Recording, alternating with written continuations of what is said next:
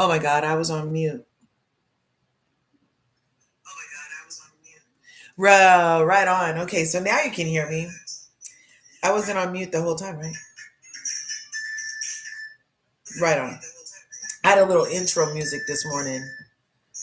A little intro music. Go ahead and smash the like button, smash the subscribe button on your way in for this week's extraordinary news. This week's extraordinary news.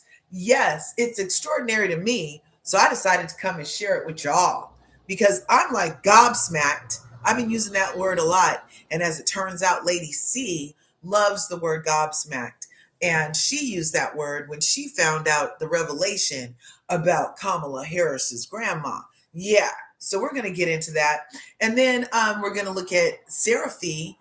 As it turns out, I did not know I was yesterday years old when I learned that Sarafee was the ex of Nicki Minaj. I had no idea, but I don't really like stay up on certain types of music. Like I don't know. I'm old school. I need to be able to understand what you're saying. It needs to mean something. And I don't really want to, it's just a lot. It's a lot. I sound like my daddy. Um, I remember the days when, good old days when real music was real music, sound like my daddy. But so we're going to talk about Candace Owens' revelation and her receipts that Kamala Harris might be blackfishing, y'all. And that's a big to do with only 16 days left before the election. Let me see. How many days left for the election? Let's see. Yeah, but I need to know how many days until the election. Here's what I found. Thank you. So here's what she found.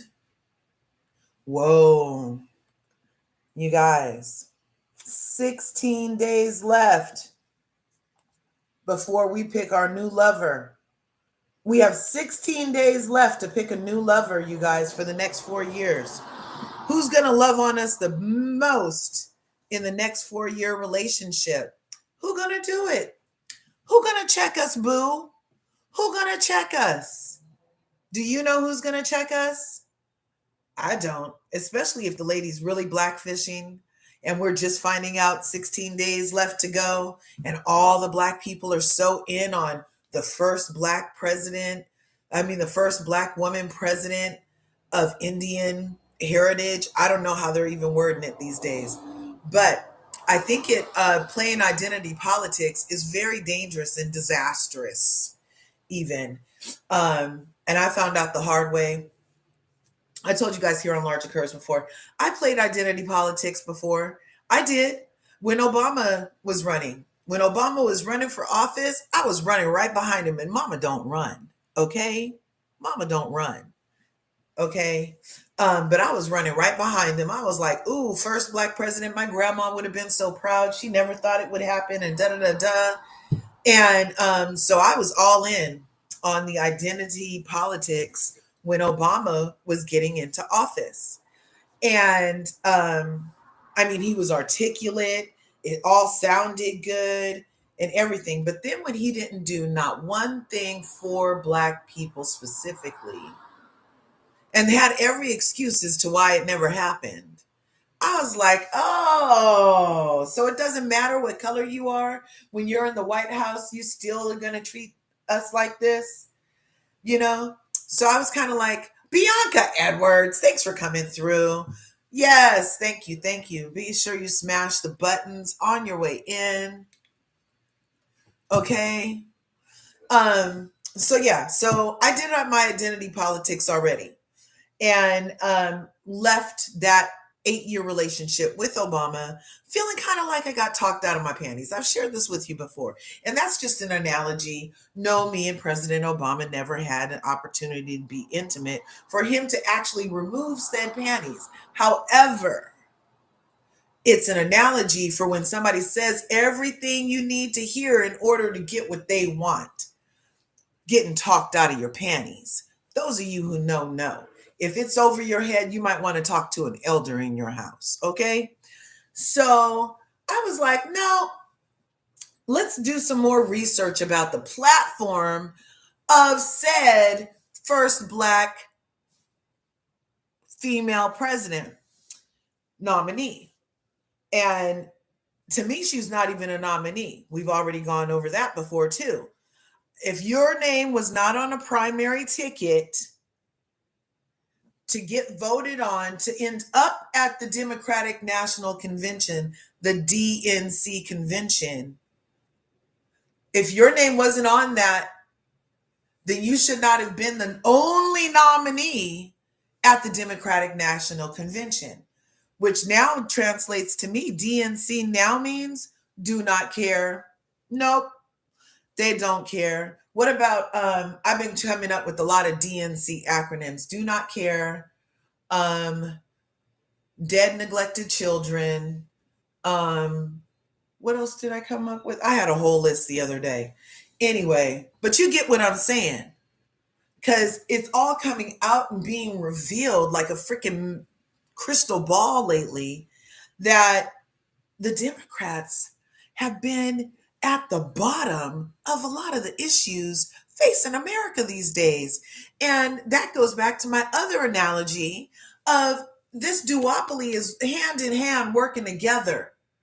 Hand in hand working together. Good cop, bad cop working together. And the means to their end is the general public's enslavement, in my opinion. Because you're not trying to did you guys know the federal minimum wage in 2024, when gas is $5.99 in California, milk is $5.99 in California, and you can get some eggs for $5.99. So all three things are the same price, but the federal minimum wage is only $7.25.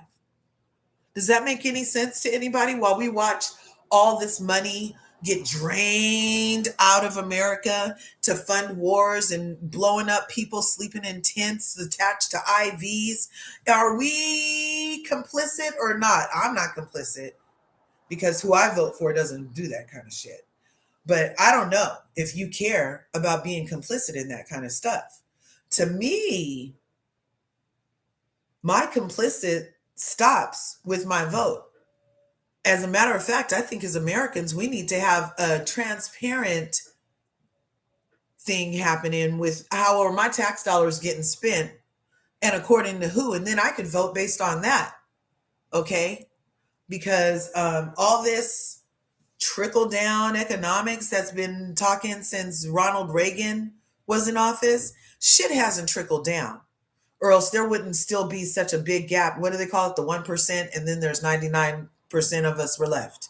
So 1% still has the shit, and the 99% haven't got the trickle down yet.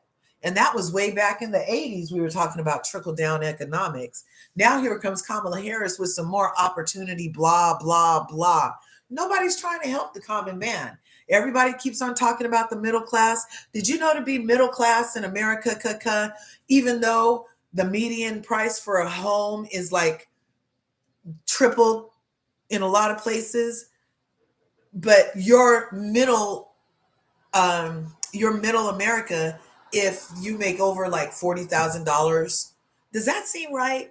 I feel like their numbers are way off, because how are you middle class and you can't even still afford a fucking house, because you have to, the debt to income ratio to buy a house is considered just like your freaking rent to income ratio is calculated. And to live in an apartment, you need 3 times the rent in most states, 2.5 times, even on the subsidized properties sometimes. And now, but middle class is $40,000 a year for a number of people in a house. It's just all smoke and mirrors, and I'm not with the shits, okay? I'm not with, as a matter of fact, I'm kind of upset. I'm kind of upset that they've wasted so much of Americans' times with all this smoke and mirrors and all this fear mongering and all this coercion and duress that you're putting on American citizens to do their free will of voting, all this vote shaming. If we're not body shaming, if we're letting people pick a pronoun, if I can decide that I'm a purple hat on a green day, then why can't I vote for who I want to vote for without you guys shaming me? What, without my fellow man shaming me? But I can pick a pronoun. I can pick a pronoun. That's no problem. Nothing to see here, folks. But I can't vote for who the fuck I want to vote for without getting shamed and told that I'm the reason why, blah, blah, blah. No, bitch. I'm not the reason why. Your duopoly is the reason why. That's what's wrong, is your duopoly. Your right cheek and your left cheek clapping together is the fucking problem. Okay? I told you, I freed myself from the cheeks of America. I freed myself from the cheeks of America. Okay? I'm not on her stripper pole no more. I freed myself. I've broken off from the status quo in a way that my mind is illuminated, since they fucked with the word woke so much. Nobody wants to be woke no more, but really that's the problem, is that we're all waking up to the duopoly and the hand-in-handness, and how, well, the rest of us don't get nothing. It's just a lot of talking out the side of their neck. Talking out the side of their neck to America, making empty promises, flip-flopping on platforms and beliefs. Last week fracking was bad, and this week fracking is good, but you have the same value. I say, not today, Satan. Not today, Satan. And if on top of it all, you're blackfishing,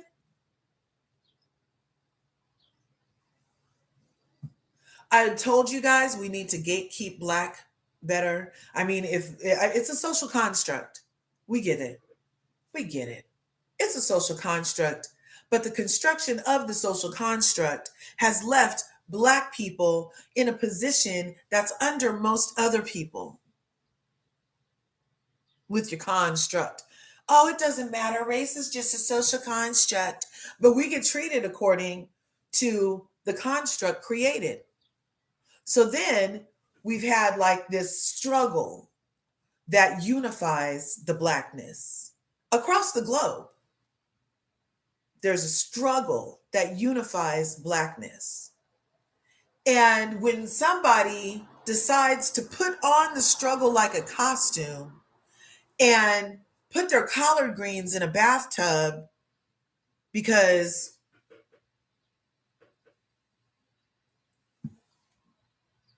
and going to a HBCU, if that's the parameters for being Black, then I say, you know what? We got to change some stuff. We got to gatekeep it better. We can even change the word because allegedly, Black really means pale, as in color, as in lack of. Yeah, yeah, look it fucking up. Black means pale. Yeah. Mhm. So all this smoke and mirrors, maybe they did a switcheroo and they decided, oh, they're Black and we're white and we're going to treat them like they're Black, and then made up this whole treatment to treat people of ultra melanin in an adverse way. But the whole time, when the word was originally used, Black meant pale. We went over it before. So in that regard, Kamala's not lying because she is pale, and so is her grandmother, who is not this lady who's pictured in this picture. And now they're even saying that the picture's photoshopped, you guys. Oh my gosh. Oh my gosh. But today, we today are going to, with Candace Owens' permission, she actually said if you're a content creator that you need to share this information because there's only days left before the election, and we need to tell everybody who might be under the impression that this Black fishing woman is Black, that there is some major holes in her Black story. There's some major fucking holes in her Black story. The majorest hole is that her Black daddy who don't want to be seen nowhere with her, has disassociated himself from her, and even told Joe Brown that he wasn't Black. That's what the story is, allegedly. Well, Joe Brown doesn't even start it with allegedly, and he was a whole damn judge, so he knows what's suable and stuff. And he never uses allegedly. I'm quoting Joe Brown, Judge Joe Brown, when I say that her dad said that he was not Black. And when everybody got so upset with Janet Jackson a couple weeks ago, I don't know if you remember, everybody got so upset with Janet Jackson, who has business that pays her very well, by the way. And so she don't have time to be concerned with the news and whatnot. So she's off doing her dancing and singing, healing the world with music and frequency. When somebody sticks a microphone in her face and is like, oh, how do you feel about Kamala Harris being the first Black president? And the busy icon, who's definitely Black, Janet Jackson, said, oh, I didn't know she was Black. I thought she was Indian. But I haven't seen the news lately. And that's what she said. And grown Black men, including D.L. Hughley, who needs to go shut up and listen to his daughter next time she says she was SA'd by a family member, instead of coming to God's internet and dragging Janet Jackson. Yeah, next time what he should probably do is just STFU and sit over there. Yeah, because you did not need to go in on Janet Jackson. If she... what's happening to America? I can't think what I want. I can't say what I want. I can't post what I want. But 45 can, and Kamala can, so the leaders can. But everybody else needs to know what exactly perfectly to say and how to say it so as not to offend anybody or get legal action. So I've been following the stories over on Candace Owens. It started with episode 70. I've been encouraging everybody to go look at it for your own eyeballs and for your own earballs' sake, because these are valid points. And I can't play her whole hours of tapes. Episode 70 got removed by YouTube as soon as she started this whole story. And now she's up to like episode 80 something. So about 14 episodes dedicated. So it happened about 14 days ago. So about 14 episodes dedicated to a deep dive into the blackness of Kamala Harris, because people were coming for an definitely black icon, Janet Jackson. And that just chapped Candace Owens' hide so bad that she just was like, oh, my feathers are ruffled. And so I'm going to go on a deep dive and see what I can find out about Kamala Harris. And it started with the two pictures over on the far side, the little baby sitting with the old lady, and then Kamala leaning away from who's supposed to be her black grandmother. Now, the reason these two pictures were used by Candace Owens were because in the autobiography book that Kamala Harris released, in The Truths We Tell, she has this picture front and center of her and her black appearing grandmother. And she used a name for this woman, and she said, oh, this is my grandmother, and I was with her, and da da da da.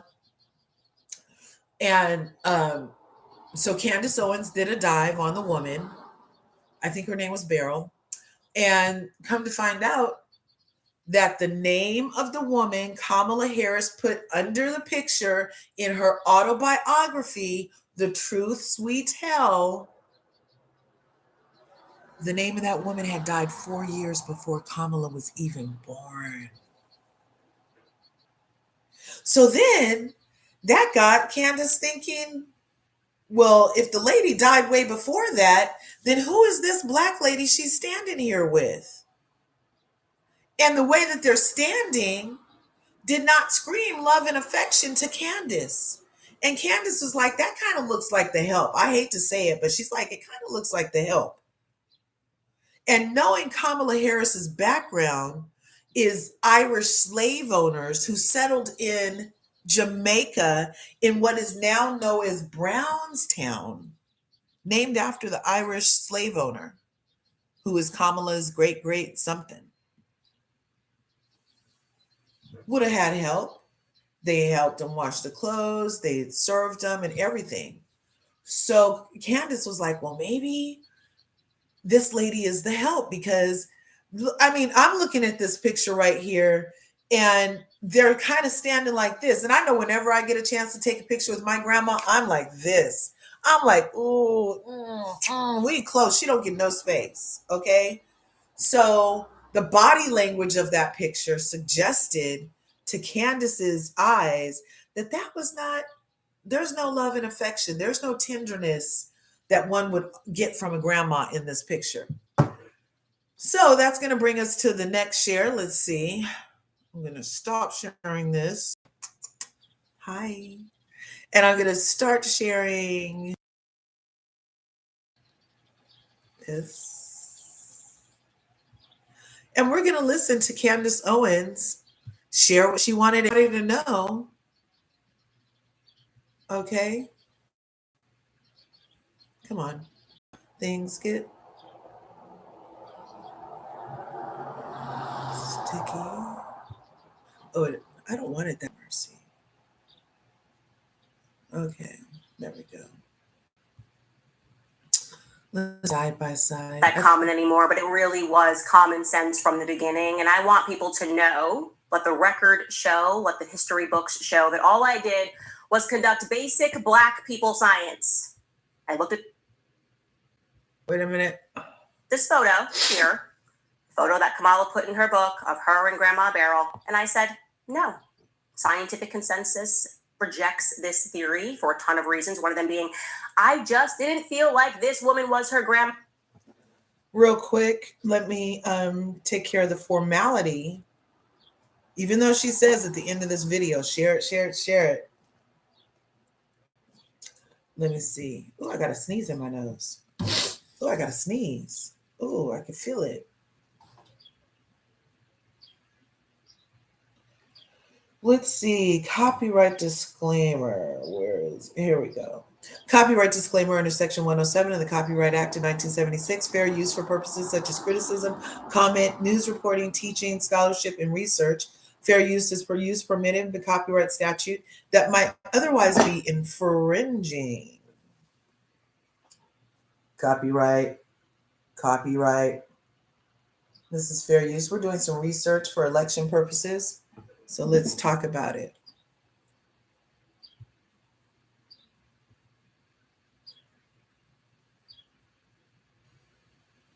I have a Caribbean grandma. They're all up in your face. I don't feel the affection in this photo. I'm not thinking this is a very dark woman. I'm not thinking this is the mother of Donald Harris at all. Okay, I'm going to show you guys this picture up close. Let me zoom in. And they're saying this is a Photoshop picture. And now the more I look at it, the more I'm like, is it? Because see right here, where's her arm? Where's her other arm? If her sleeve is just like this sleeve, and she's not hugging her, then where is her other arm? So now they're saying that this picture is photoshopped. And this face does look a little grainier than this face. I don't know. They say that this is some kind of Photoshop picture that she put in her book. And now, like I said, the more I look at it, the more I'm like, what? This just looks weird. This area, this whole right here just kind of looks weird. If she's hugging her or she's standing so close, then why is her sleeve look empty like it does over here? Or I don't know. Or is that not even her other arm? Where's her other arm? If this is, what's going on here? What's going on?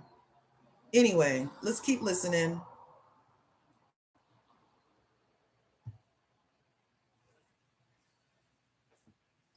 Hair is hot. I know genetics can be funky, but I was going, this woman does not look like she owned and operated a store. There were so many things that were throwing me off. Even the whole story of the grandparents owning all of these stores. I'm going, what are you talking about? 1914 to 1938 in Jamaica, but we were just getting out of slave chains, and you're telling me like your family just became like so dominant and running these dry goods stores, and this grandma had that. Something was off, okay? And what was off was just the photos they were presenting. These people were too black. And then once we started looking into it, the fact that her campaign just shut off the tap on speaking about her blackness. They just wanted to move on, as if she had never said it. It was the entire brand. Remember, that's the pitch. She's going to be the first black female president of the United States. The media was trying to sell that, to force feed that to us. And I said, Black scientific theory says, no, this ain't your grandma. But I was receiving a ton of emails from people that were insisting that Beryl was Kamala's grandmother. Among the emails were a flurry of people suggesting that I speak to a woman known as Lady Colin Campbell. She also goes as Lady C. I'm familiar with her work. I've seen her. She's written in the Daily Mail before, or has been written about in the Daily Mail. She's a British Jamaican author and a socialite who grew up in Jamaica.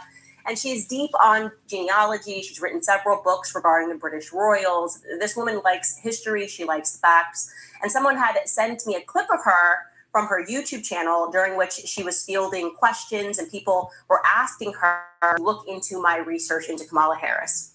And she said, rather offhandedly, that she had asked around and that she had a friend that was on the island who had confirmed to her that Beryl was, in fact, Kamala's grandmother, seemingly putting to rest all of my theories. But I remained completely undeterred, and I just ignored it. Lady C said that she was hoping to host that friend on her podcast in the future, and that the woman would spill all of the tea on how she knew Kamala's grandmother, Beryl. So I just waited. I waited for the future to arrive, and guess what? The future has arrived. And as promised, Lady C hosted Dorothy, that's the woman's name, Dorothy, the woman who knew Grandma Beryl. And I will tell you, the conversation did not go as Lady C expected. I think primarily because people who did not watch every episode of this series into Kamala were not quite understanding what we were uncovering. There were all of these people making response videos. I was going, you clearly did not watch everything that we're doing. We never said that Beryl did not exist. We always believed that Beryl existed. We simply did not believe that the woman that was presented in Kamala's book was her. We believed that this was a case of stolen identity. Essentially, there was a barrel, but the woman that was being pictured was not the grandma, and they were playing funny business like commies do, switching identities. And it was strange that even though Kamala presented a picture of Grandma Barrel in the book, she didn't mention her at all in the book. What's up with that? You're just trying to blackify yourself. Blackify. Research. Lady C was good on her word. She hosted Dorothy. So let's watch the first part of their conversation. This is Dorothy, again, the Jamaican woman who grew up and knew Grandma Barrel, Miss Barrel, personally. Take a listen. Greetings from Castle Goring, from Nikki, Aurora, and from me. We have a special guest with us today, Dorothy Otti, who is an old friend of mine. She's Jamaican, and she used to know Miss Beryl very well. They grew up in the same village.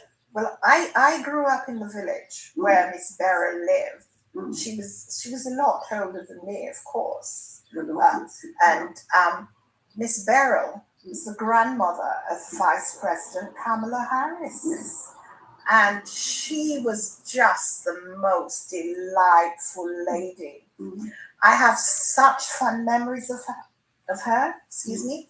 So there's a sweet that you have in Jamaica as a child. Well, grown-ups eat the sweet that's made from coconuts and caramelized sugar, and it's called a buster.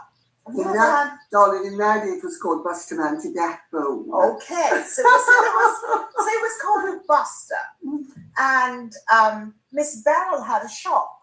And in the mornings, my Uncle Cecil would take me by the hand. We'd go up the road for a walk. And on the way, everyone that goes past, it would be, "Good morning, Master Cecil. And how are you, Miss Dora?" And by the time we got to Miss Beryl's shop, she would either offer me a buster or this other delicious sweet called a Paradise Plum. Yes, I remember Paradise. Yeah, but Miss Beryl, she was just so lovely. We would have these conversations as a little girl whenever I went past with Uncle Cecil. And it was always, "How are you doing with your books? Are you reading? Are you learning your times table?" Of course, she was a businesswoman. So she was very good at things like mathematics, of course. And she was, looking back now, you could see she was a trailblazer. Because the shop that she had, she actually built it herself. So we lived in a village, and her shop was the... Thanks for coming through, all you curvies in the house. Allie from Miami, Mamer's in the house, Mademoiselle's in the house. Thank you all for coming through and smashing the buttons. Today, right now, the first thing in the extraordinary news this week is that Candace Owens' deep dive into whether or not Kamala Harris has been blackfishing us is quite developing. And so far, this lady that's talking to the other lady is an eyewitness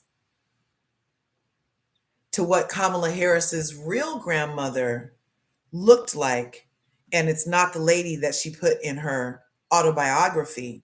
And once Candace Owens said and revealed all of this stuff just in the last 14 or so days, they changed the book, you guys. So that picture that we saw that we're deciding is photoshopped, like in the comment up there, it looks photoshopped. Where's the lady's other arm? Why does it look like two different grains? Why are they so far apart? It's a very weird looking picture.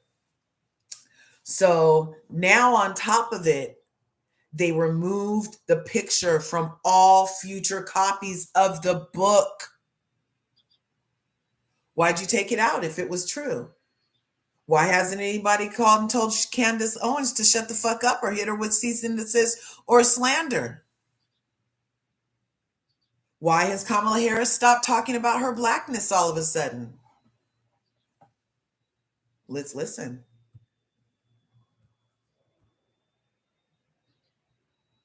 only what you would call an upstairs, downstairs house. Mm-hmm. All the other houses were like bungalows on one level Mm-hmm. with gardens and stuff. I remember in our garden, we had gladiolas. Okay, a couple of things flagged to me as interesting there. So she was really good at mathematics. Okay, so we're talking about a Black person. Again, this would not have been more than a couple of decades removed from slavery. And she was really good at mathematics, extremely well read, owned and operated a shop, and had the biggest house. What are we talking about? This doesn't feel like the correct kind of a Black story that I'm used to. A couple of generations ago, you go back, most Black people have my grandparents' a sharecropping farm. Who knows? I'm like, okay. Very clearly, though, we know she's telling the truth right away, because this is a good fact check against what Donald Harris wrote when he wrote a story about their Jamaican heritage for Jamaican Online Global. And he talked about those bustas. He talked about him and his sister Enid and how they loved the bustas. I think he said it was around Easter time. So everything she's saying sounds correct. But it was this next part, that instantly let me know that this woman was the real deal, because she presents a detail, something that I know to be a fact that I had not ever presented to the public. Remember when I told you that I got on the phone with a family member of Kamala Harris? And that family member told me that Donald Harris had two siblings, Enid Harris, who I have spoken to you guys about, and another sibling who I had never mentioned. It was Beryl's son, and his name was Kenneth. And this woman starts speaking about the Kenneth that I had never mentioned. It would be Donald Harris's brother. Take a listen. Was it a village or was it a hamlet? How many people would have been in it? How many houses? How many residents? So at one time, everyone that lived there, it was a village. There was probably about 80 or 90 people. But at one time, everyone that lived there was a relative of mine. Really? Yes. What about Miss Beryl? So this would have been before people such as Miss Beryl moved there. But before that, everyone who lived there, and even as a child growing up, most of the residents were connected in some way on my mother's father's side, my grandfather's side, where they were all related. But Miss Beryl, my darling, also had a son. He was called Kenneth, and Kenneth had a motorbike, the equivalent of what we would now call a Harley Davidson. And of course, so at the time I would have been no more than 4 or 5. I'm not interested in what make your bike is. And he would put me on the front of the bike, whenever I came past with Uncle Cecil, and I would sit there and he would switch the engine on. And of course, looking back now, I realize the bike never moved, but he just held on to me, and I thought I was riding a bike, and I grew up absolutely loving motorbikes. He was very handsome. Well, Beryl must have had some money. Her son has the equivalent of a Harley Davidson. He was very handsome. He's got riding around on his motorbike. What are we talking about here? Like I said, this is when I knew that this woman was dialed in, because I had never spoken about Kenneth publicly, not for any particular reason. I just literally hadn't gotten around to it, as I've been collecting all of this evidence to present to the public on Kamala's family. So you guys, Donald Harris has a brother named Kenneth, and this person also had, did you finally get inside? And this person also had discovered that and said that. And so Candace Owens knows that this lady is on the right track. But this isn't all. The lady's going to show her a picture. That's what's about to happen. She's about to show her a picture. And the picture is the picture from the book. And she's going to say, is this Miss Beryl? And looking into Enid and looking into Kenneth. So very interesting. Again, sounds like this Beryl had a lot of money. It's just not giving the person that is pictured in Kamala's book. Now, of course, naturally, Kamala Harris then comes up in this conversation. And Dorothy keeps this same positive energy. She's very positive, right? She has a spirit about her. She has this fond memory, delightful. She's delightful in her approach about Beryl. And she's delightful in her approach about Kamala and Kamala's features. She really likes Kamala's facial features. I'll tell you why. Take a listen. Mm-hmm. And Miss Beryl, by the way, I see Vice President Harris on the box. Mm-hmm. I sit up straight and I think, my God, she looks so much like Miss Beryl.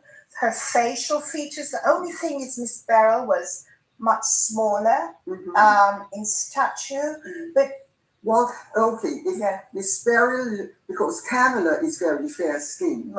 Was Beryl fair skinned? Yes, she was. She was. She was. She was fair skinned. She was. Mm-hmm. Okay. Yes, she was very fair skinned. Oh. With black hair. Really? Yes. Okay. So she was so fair skinned that now that I'm older and I can spot people by their skin coloring, etc. For me, I would say there was something Irish there. How interesting. Yeah. Yeah, I would say somewhere along the line, she would have had ancestors that were Irish. Yes. Actually, can I show you a photograph? Of course. Of an old lady. Yes. And some people speculate that this is Miss Beryl. Right. So, sorry, Beryl. That's okay. I am so untechnological. Okay. It's just pathetic. Yeah. There we go. Hi, AAE. What's good? Okay. Nah, that's not Miss Beryl. That's not Miss Beryl. That's definitely not Miss Beryl. Okay. That's not Miss Beryl. So, and let me just show. Yeah. So, that is not Miss Beryl. That's not Miss Beryl. Definitely not Miss Beryl. Okay. And I know what she looks like.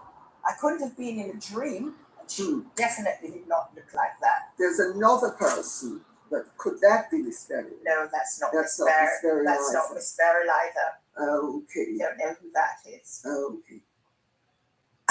You guys.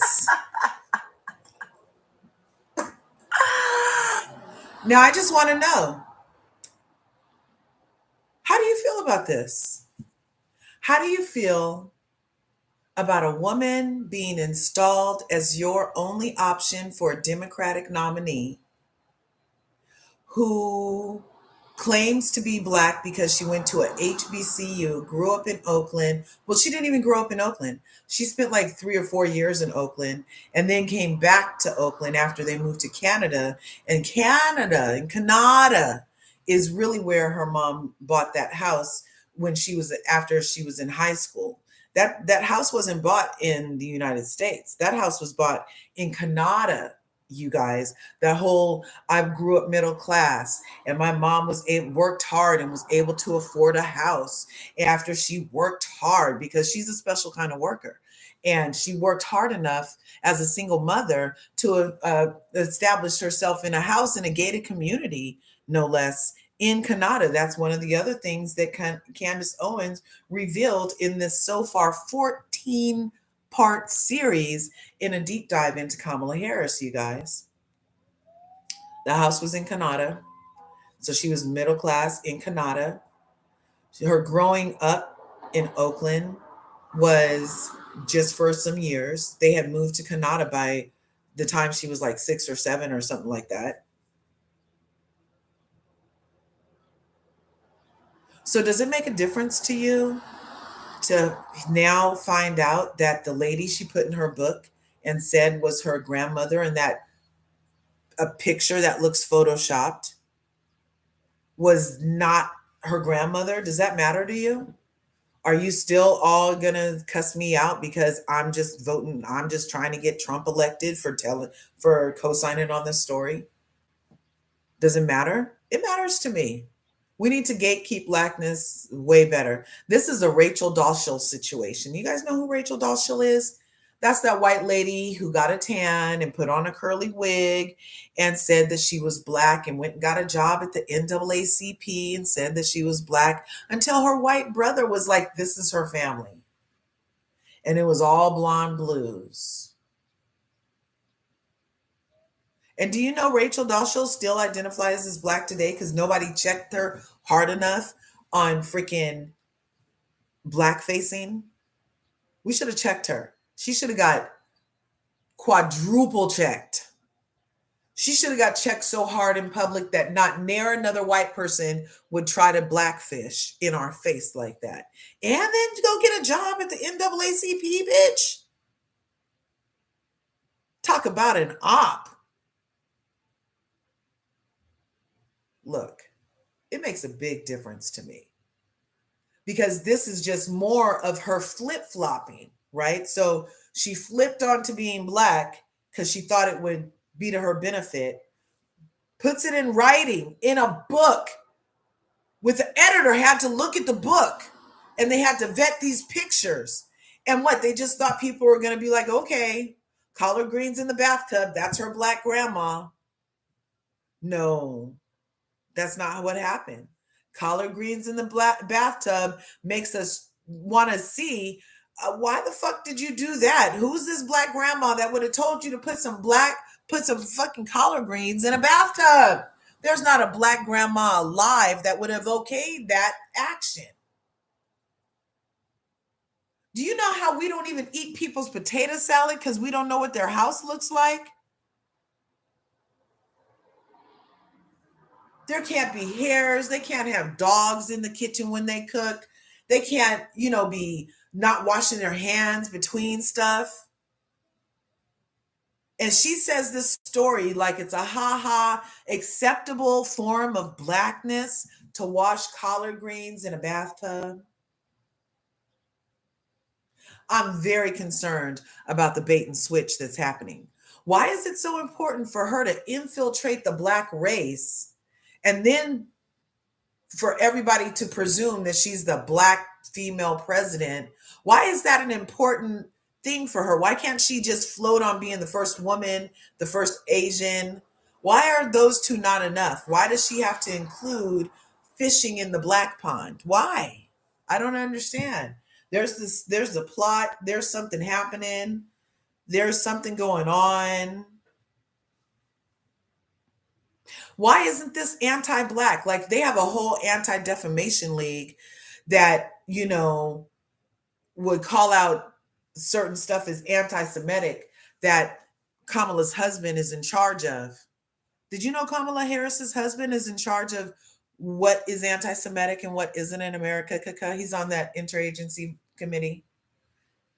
And he gets to have an ever-changing definition of it so they can just include stuff whenever they want. And the latest thing they included is if you say that it's a genocide, then you're anti-Semitic.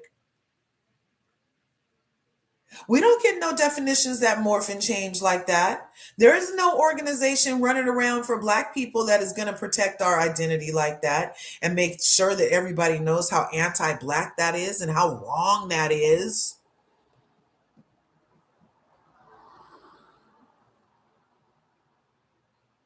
This is very important. I hope you guys are pissed that this woman would put your Blackness on like a costume, pander to you with it, and to use you for a vote while she sends your reparations to IsFake and pledges allegiance to IsFake and tells you off top she not doing shit for you, Black person.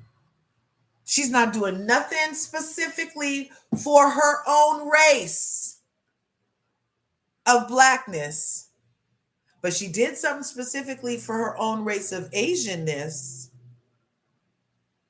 And then some people going to try to tell me that's bullshit. I read the bill. Her signature is at the bottom of the anti-Asian hate crime bill.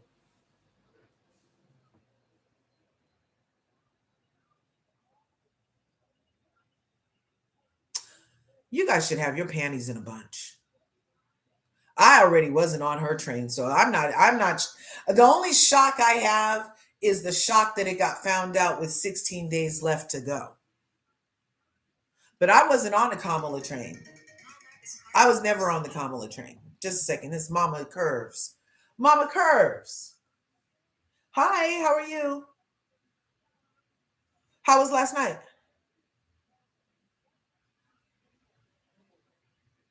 Awesome. You didn't send me a selfie or nothing.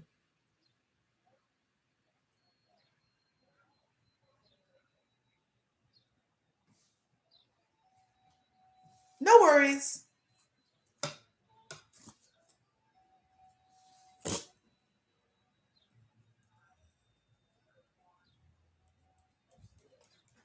And everybody.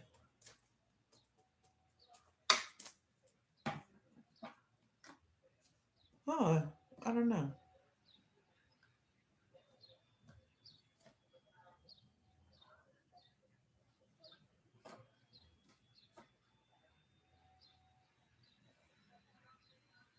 Oh, darn. Okay.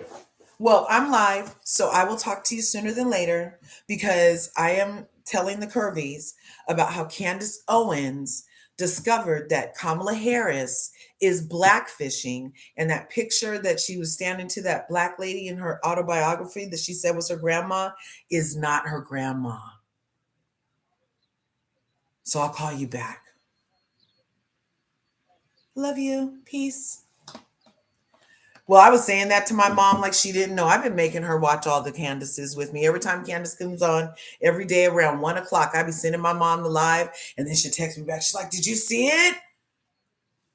You guys, let's get at these comments before we go further into this. I'm so happy you guys are here. Earl Grey English tea, so just so damn messy. She did red carpet with Montel Williams in the 90s. Kamala was dressed for the honeycomb. That was how black she is. I knew it. Also, voice twin, you are from Cali. Yeah. What do you think of Newsom? Well, Newsom's on my shit list right now. Newsom is another bait and switcher. And him and Kamala and Barack are birds of a feather. I don't know. I used to think that he was like a progressive, thoughtful person, but he just like says things and then backs out of it later too. So yeah, I was for him. I like a lot of the things that he's done for a lot of people here in California, but also he's very political. He would have went for the White House this year, I think, if Tom Girardi had not been embroiled in his case for fraud and all that stuff, because Tom Girardi from Real Housewives of Beverly Hills, husband of Erica Jane, he was an angel donor to Gavin Newsom and helped Newsom get elected many, many times. And as it turns out, now Newsom was getting it from stolen money, y'all. Allegedly. You guys could so I think personally, because I thought for sure Gavin Newsom would have came out against Trump this time. But the only reason he didn't throw his name in was because the Tom Girardi thing wasn't settled yet. And people could still bring it up when he runs next time, but yeah, it was too fresh this time. That's my humble opinion, allegedly. But yeah, Newsom's on my list. Let's see. The deep dive is unnecessary. She is attempting to portray herself as a black woman from the 90s in Cali, and it does not add up. That's right, twin. There is too much. This is damn weird. Isn't it weird? And then the fact that her parents were registered communists, and then allegedly communists have this thing where they like going around and infiltrating and taking over almost like a parasite, where like you attach yourself to a host and then absorb the host and now you're the host. That's what they say communists like to do. So allegedly, on top of all this, Kamala Harris's parents, that whole thing about how they grew up in the civil rights movement in Berkeley. Well, if you're a communist, You would have infiltrated the civil rights movement in an attempt to thwart all the success that they could have possibly done. And that could be why shit hasn't changed for Black people, because it's full of infiltrator ops. Hey, I'm just looking at the outcome of the situation. Okay. There's too much. Do you know her grandmother? Rachel situation. Yeah, I'm a Black woman from California. My voice, oh, it does matter. Awesome. And I find it concerning that Black women from California who attended Catholic schools is irked and concerned. Right. I'm surprised I'm still getting yelled at. I am getting so yelled at, you guys. I'm the issue for not believing it. I'm the issue. I'm upholding white supremacy. I'm all kind. Oh man, you should hear. These are things my own family, my Black family members tell me this shit, that I'm upholding white supremacy by questioning her Blackness. They have the monkeys trained well, I tell you. The sheeple are sheepling. Okay. Did you hear that Kamala's biggest donor is a scumbag Blackstone? Okay, so George Soros. Everybody keeps talking about when the Black Lives Matter stuff was happening and Antifa was happening. Remember that name George Soros kept coming up? Well, George Soros is also a donor who got Kamala elected to the Senate after she won some big case for him in California. He funded her Senate run, you guys. George Soros. Check it out. Check it out. Yes. So she had that. And that's the other thing, how she's like, oh, there aren't enough houses, so I'm going to make 3 million houses get built. So are you working with Blackstone to make sure that happens? Because Blackstone is one of the largest corporate landlords in the United States of America, from what they say. And so is she working with these corporate landlords so they can have more corporate housing? And rig the price of rents and rig the price of mortgages? It's a whole rigging going on, because the market value is established by the desire to pay that much. The actual value of what you're buying is not the market value. The value is still what the value should be, but because of inflation and people will pay that much, that's where you get market value, you guys. It's crazy. Yeah, the private equity stakeholder project. Yeah, see, that's what I was just talking about. Yes, yes. Serious concerns. Oh, awesome. I appreciate it. It does confirm. So you had existing concerns too. I'm so glad, because a lot of our sestras are so like, oh my God, a Black woman president. Oh my God. Oh my God. And it's just weird to me, because the people who are, oh my God, are intelligent, thoughtful, compassionate, free thinkers. I thought that I was dealing with some free thinkers in my family and in my circle. But a lot of people are just willing to believe these alternative facts and fake news. Yeah, I'm glad Janet Jackson doesn't. Yeah, because Janet Jackson doesn't like her, because Kamala had some comments when her brother Michael Jackson was in the whole caught up thing with the whole courts, and they were making a man pull out his umbrella to show up in court every day. And Kamala had words about that. So yeah, Kamala should have just kept her mouth shut, and Janet Jackson would have made Candace Owens do a deep dive 20 years later. See how Carmageddon happens? You never know when your karma is going to happen. The whole collard greens is outright racist. I agree. It's like hot sauce in your purse.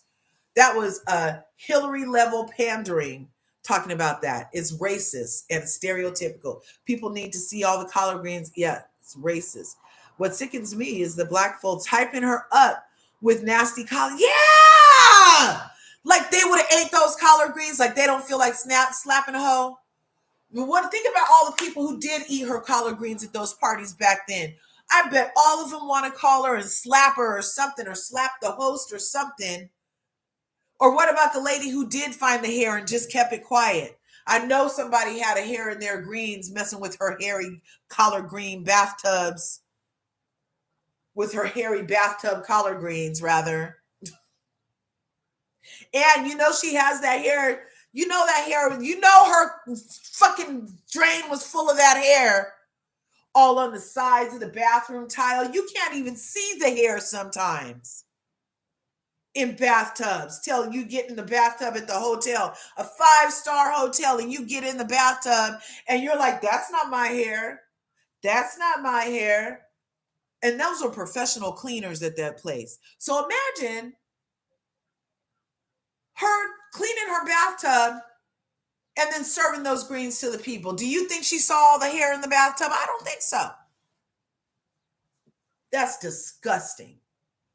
I wonder what she puts in her spaghetti. If she's making collard greens in the bathtub, what is she putting in her spaghetti? Those who know. That means we can't eat that bitch's spaghetti either. Because if you're going to make your collard greens in a bathtub, I can't trust your spaghetti sauce, ma'am. You know the old saying about what to put in spaghetti sauce, right? Could have been why Willie was so wide open trying to leave his wife for all those years. Willie Brown, I wonder, did he ever eat her spaghetti? I hate to take it there, but hey, anything's possible with all of this fakery. She's trying to blackify herself. I love that Candace Owens said blackify. However, if a white person ever serves fried chicken and watermelon during Black History Month, they could be canceled, right? There's no organization. How to thank the posting comment regarding the rental units. This is news. Oh yeah, no, it's true. It's true. BlackRock owns it. And yeah, California has been full of communists since the 60s. Oh my God, AAE. I'm so glad you said that, because there was this whole fucking movie that came on, and it was about LA, and it was about when LA first started, and it was about how the communists were over here, and me and my husband kept saying, that's who's here, that's who's here, that's who infiltrated. They even used to have a Nazi town USA. I'm telling you guys, this is crazy. It's crazy. The real history of America.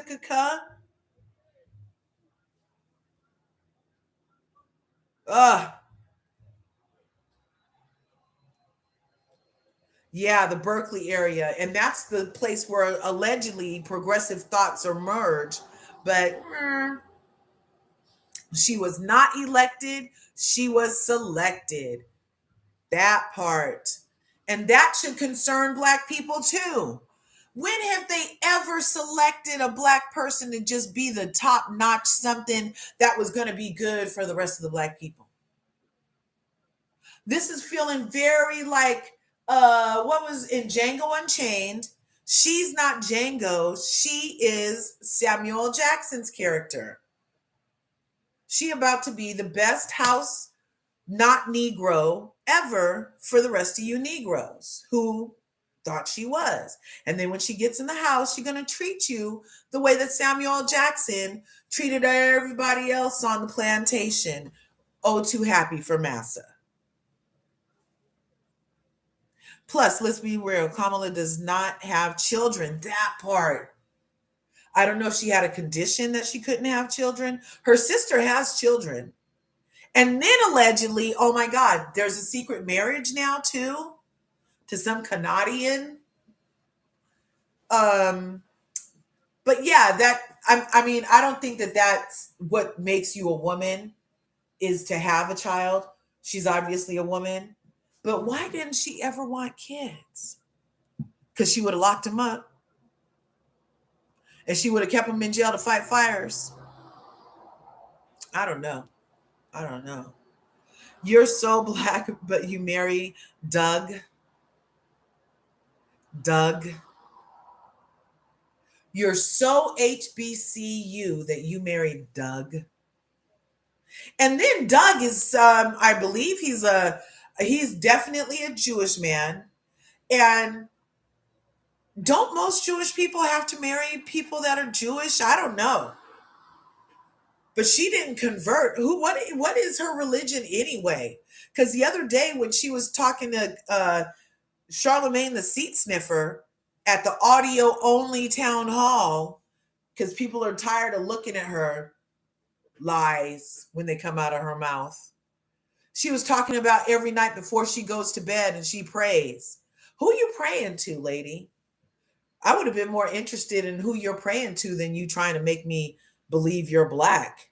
Who you praying to? And then how does that work in your household with your husband who is in charge of the Jewish anti-Semitism interagency commission, all things Jewish for the United States? And you didn't have to convert to marry him? I could swear every movie I've ever seen, they don't even let you talk really. Like you can date and play over there, but when it comes time to marry, I thought they wanted you to be Jewish. And she didn't have to convert? Who's she praying to, y'all? I don't know. Let's look at some more.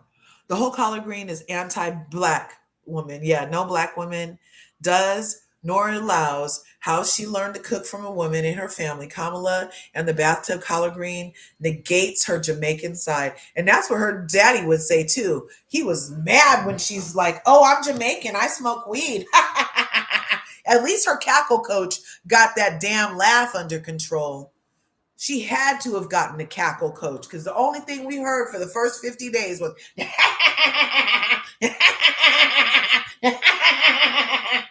it's so weird. Since entering the campaign, she has raised over $1 billion. Where'd the money go? You know where the money went? I know where a lot of it went, to lawyers' fees to try to keep other options off the freaking ballot across the nation. Yeah, because it's so democratic. It's so democratic. It's so democracy loving to keep all the other options off the ballot for Americans. Oh my God, this is such a great democracy we live in. It's a constitutional republic. But this is such a democracy. And remember, she was so mad that 45 is threatening the democracy of America. You were selected, not elected. That's a bigger threat to the democracy of America. You're blackfishing. That's a double threat to the democracy of America. And now you're impeding the options for Americans to have as considerations for the next president. That's a huge impediment to the democracy of America. You tried to keep Robert off. You fought to keep Cornell off. You fought to keep Jill Stein off. The only person who got through is the Libertarian Party. Chase Oliver ended up on all the ballots, you guys. But you know what Chase did also was pledge allegiance to Israel. Yep. So that might be the defining factor on who you spend your billions on keeping off the ballot. That could be a determining factor. If you're with APAC, then I'll let you get on the ballots. If you're anti-APAC, then I'm going to fight tooth and nail with the $1 billion that were given to me to keep you off the ballot. But every time LRGA Curves has a commercial on her YouTube, you asking the people for another $5. This is a money grab. A money grab, you guys. I feel like these campaigns should almost be self-funded at this point. Why you keep asking for our motherfucking money and you know these prices are like this, that you let get like this, lady? You've been sitting in the White House in all the major decisions bragging about it. Oh, I've been in on all the major decisions that have happened in the past 3.5 years. Oh, I've been in every meeting over the past 3.5 years. And we are hurting under you, but everything's going to get better if we vote for you. I don't think so. I don't think so. Let's see. Mark Cuban is one. Kamala has no faith but ambition. Great question. What is her religion? Is she a believer? What does she believe? I don't know. I'm not voting. Both are awful. Yeah, no, I'm not voting for either one of them. AAE, one of my highest donors, going in rounds. Kamala bought and sold. Yep. I checked the ballots in my area, and Oliver for Libertarian are both available. Yes, that's great. Well, Jill Stein made it to 95% of the ballots, but they had to fight tooth and nail. They're still in court this week to remain on the ballot in the states because they'll fight with them. They'll have a breakthrough. They get on the ballot, and then the people will come back and sue them again to get them off the ballot so that they're not an option. They don't want no other option except for the left cheek and the right cheek. We should be concerned.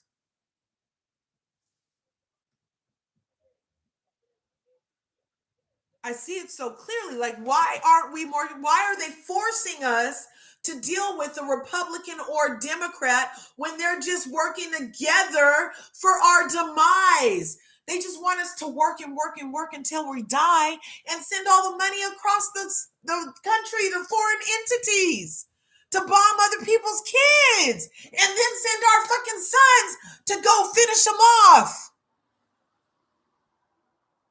I'm very concerned.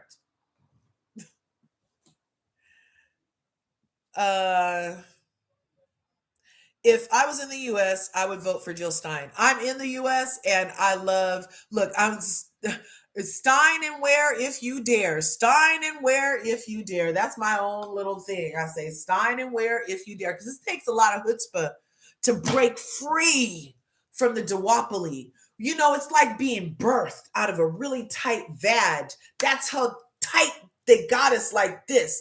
The Democrats and the Republicans got us like this, and then just squeezing us, and you're gonna try to break through like a baby being birthed out of a womb, and then you got to get past the shoulders, and after the shoulders, we're home free, you guys.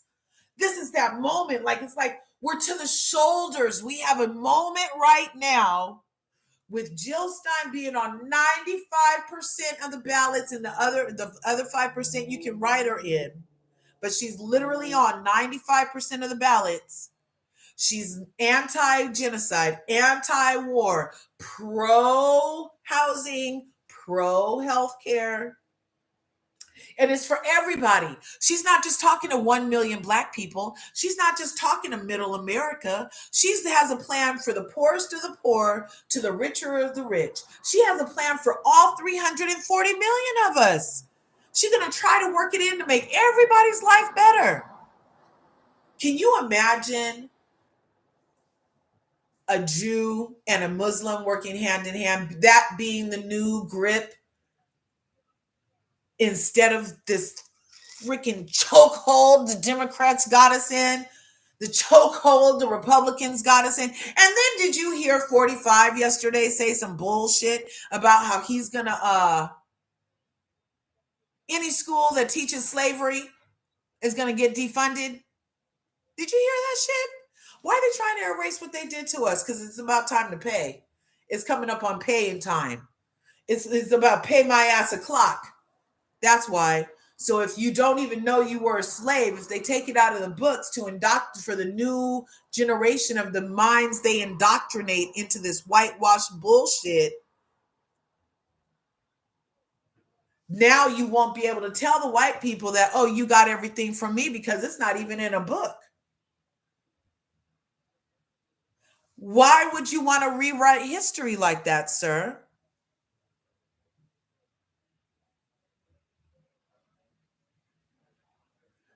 Just because I'm not getting my reparations doesn't mean that you get to erase what the fuck you did to a whole generation of people for 450 fucking years.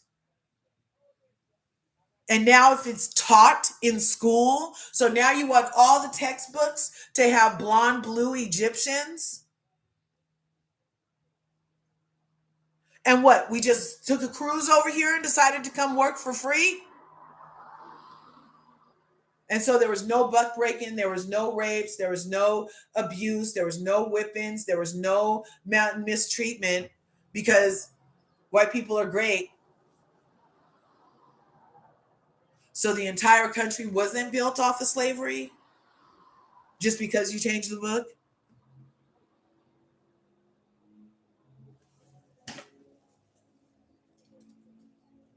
First, you construct us into black, then you treat us black.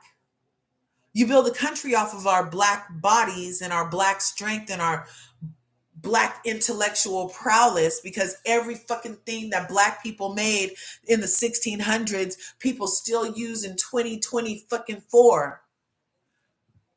Name any, look around your house, look around the room you're in right now, and guaranteed it was influenced by a black mind and ingenuity.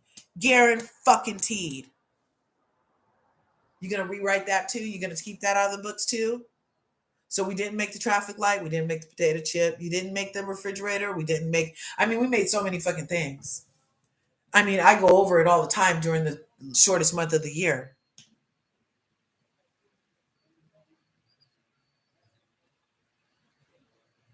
Yep. AAE, yes. It's funny those billionaires fight, but I watch because sometimes they're quite parts out loud. Yep. Jill Stein was on Jason Black, the Black Authority channel. It was great to hear. Yes, I love it. Right? That's why they're trying to erase the truth. What they did to black people, they're rewriting history again. I'm just like, man, is this part of the new world order every time? Every time they're sick, they're criminal. The quiet part out loud. I don't know, but they're not about to rewrite. This part in history. We rewriting this. We're rewriting her blackness to the whatever it's supposed to be, and Candace is helping us. Let's keep going. We got a little more because I love Candace being gobsmacked. That's not Miss Beryl. That ain't Miss Beryl. You know, as you were describing the fair skin and looking like Kamala, I was thinking this can't be the Miss Beryl grandma that's in Kamala's book. And clearly you see Lady C is going, wait, fair skin? What, maybe, is this? Nope, that's not Miss Beryl. I didn't dream. That's not Miss Beryl. Yeah, that sounds about right. You're saying Irish. And that's funny because Judge Joe Brown had a very distinct memory that Donald Harris told him that he was Irish and Hindu. And things are starting to add up, not in Kamala Harris's favor. And I don't know what to say here, ladies and gentlemen, other than I am truly, untypically speechless. I don't think I possess within me the adequate vocabulary to discuss my distaste for a woman who borrowed a black person for her autobiography so that she could secure the black vote. Do you understand how fundamentally racist that is? Do you understand how despicable that is? I mean, you have to be the worst kind of political vermin to borrow a black person to put in your book, to present to the public as your grandma, who was not your white Irish grandma. Okay, I don't have the word. I need someone to throw me a thesaurus so I can find it. I need to expand my vocabulary to be able to legitimately express my disgust for Kamala Harris and my now general disgust for any person who supports this woman or from here on out purports that she is the first black anything, okay? She is beyond despicable. This woman has no soul. You have to have no soul to do that. And if my instincts are correct, the person that she is showing is indeed someone she knows and is likely, like I said from the very beginning, the help. The help who would have taken on the name of the people who they worked for. It's very common. This is why you talk about having slave names. You take on the last name, the first name. When we saw that woman who was listed looking for a housekeeper position that said Beryl or Christie, it is my suspicion that this was the help, meaning this was likely the woman that was working for the wealthy Miss Beryl who was buying her children Harley Davidsons. I mean, it's just, this should end her chances at the White House. If we have any sort of moral sensibility in this country, you would never allow a person like this to assume office. Because if she is willing to lie like this, if she is willing to, this is essentially the worst kind of blackface, okay? This is what you are seeing now. Kamala Harris is, in fact, a minstrel show. She said, I'm running for president. Okay, what am I going to do? I'm just going to blackify myself. Fake aunties, fake uncle photos. Oh, I actually just called it. But what is she going to say to this? Is she going to come out now and say, oh, when I said Grandma Beryl, I meant like that's just what we called her affectionately, Grandma Beryl, as she was doing our laundry and picking up after us. We called her what is she going to say that is possibly going to be accepted? And will the press do their job now? Stop pretending this is a conspiracy and recognize that this woman put on blackface because she wants to win the election. Megan Thee Stallion, I'm calling you, every person who twerked, danced, applauded, said to the public, this is a black woman, it is now incumbent upon you to take a step back, examine what we have revealed, and to take it back. Take everything you said back about this woman. Apologize for platforming. Apologize. I'll be waiting for my phone to ring for all the people in my life that I love who have been arguing with me. You can feel free to call me at any time. I will not say I told you so. In my head, I will, but I will gladly accept you with open arms back into common sense, back into reality. That this is not a black woman, and that you, my friend, were duped, and that you, my black sestra, have been bamboozled. Yeah, like I'm sorry. I'm sorry. It's okay. It's okay. Don't be harsh on yourself. It could have happened to the best of us. I know we want it so bad that things are different, that they would allow a black woman to be president. The most unprotected species in the world, a black woman. They would allow her to be president of the free world. Yeah, that was going to happen. That was going to happen. But not right now. Because she's not black. Blackfishing at its finest. This is Rachel Dolezal on steroids. This literally should end her campaign. This is a huge lie. We cannot trust her. You cannot start a relationship on a lie this big. Not without it ending in divorce. I keep likening the next 4 years to a 4-year relationship.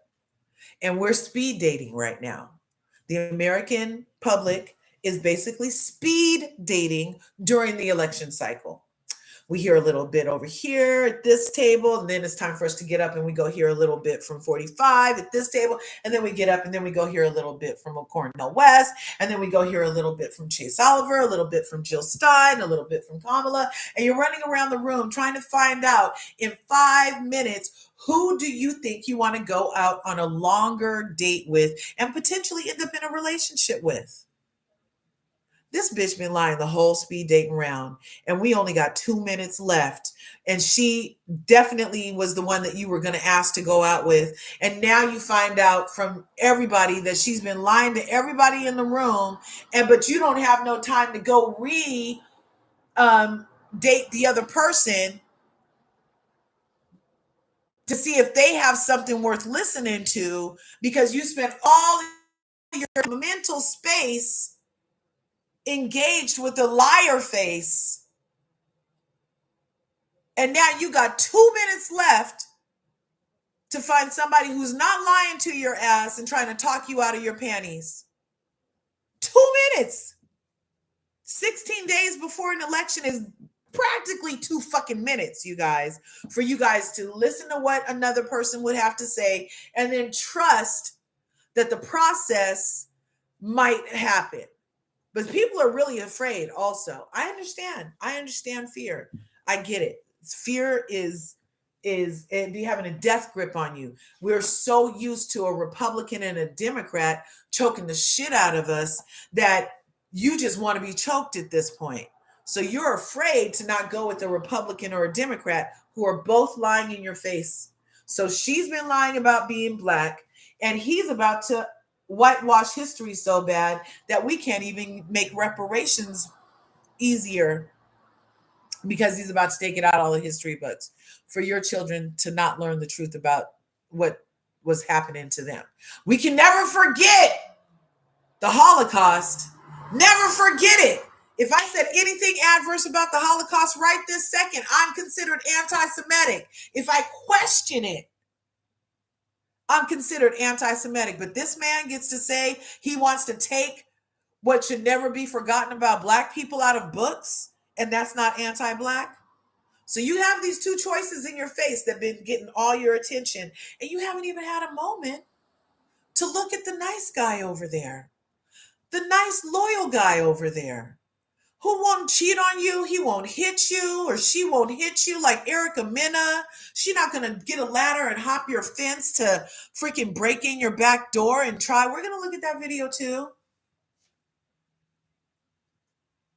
You're about to be in a 4-year relationship with either a bona fide liar or somebody who wants to erase you from history. Those are who you think are your only choices. I'm telling you, I've been telling you for 107 fucking days that there are more options. There are more options. Or else why is she suing to keep them off the ballot? Because they're a fucking option. They just even ran a whole commercial about Jill Stein because she's a fucking option. But then she's going to lie to you and say, oh, there are only 2 choices. Well, then why are you using the billions of dollars that you scrounged up to keep her off the ballot if she wasn't an option? Because you're fucking lying.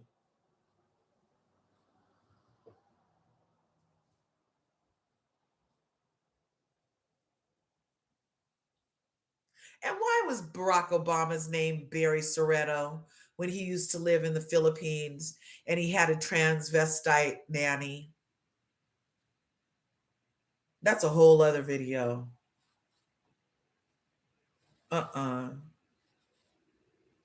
Yeah, it's only 500 years to make you a slave and 1,000 years to never forget.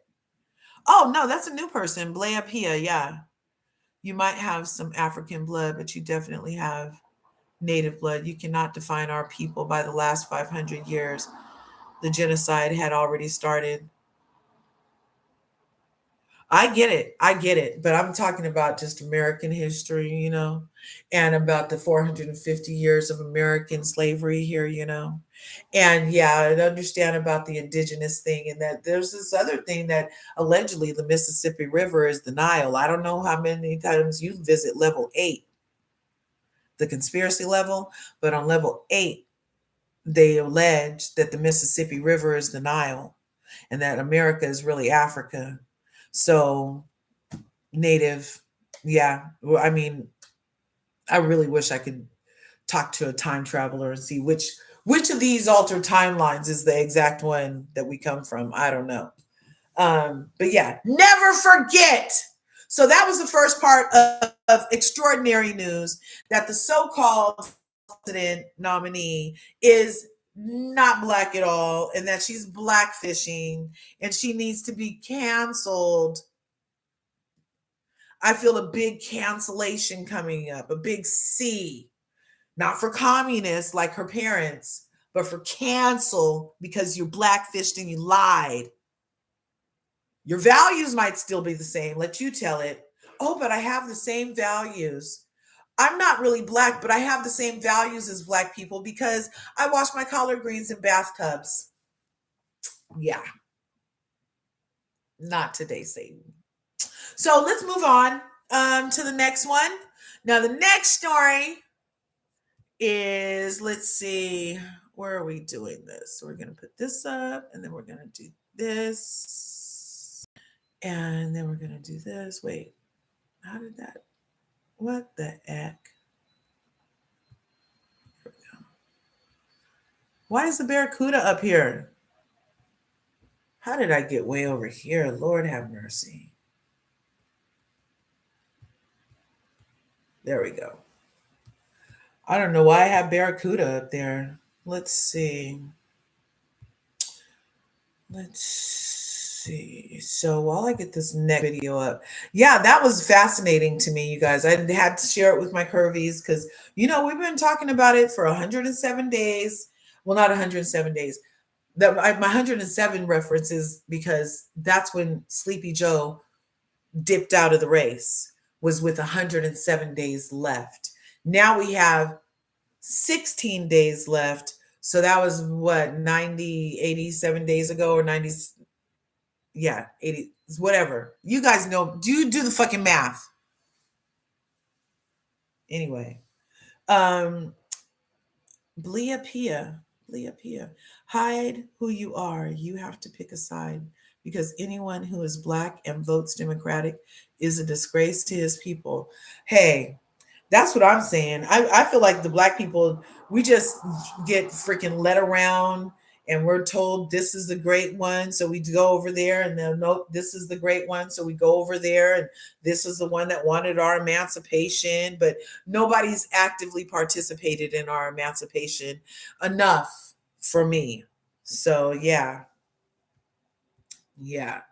Um, let's see. I'm going to show you guys now. Trigger warning. Trigger warning.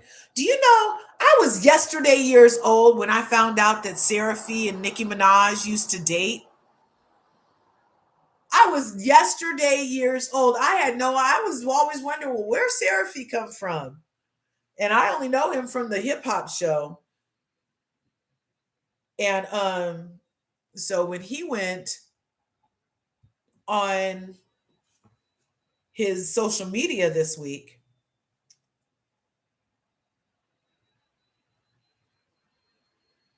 oh wow. No, no idea. I don't follow Nicki Minaj.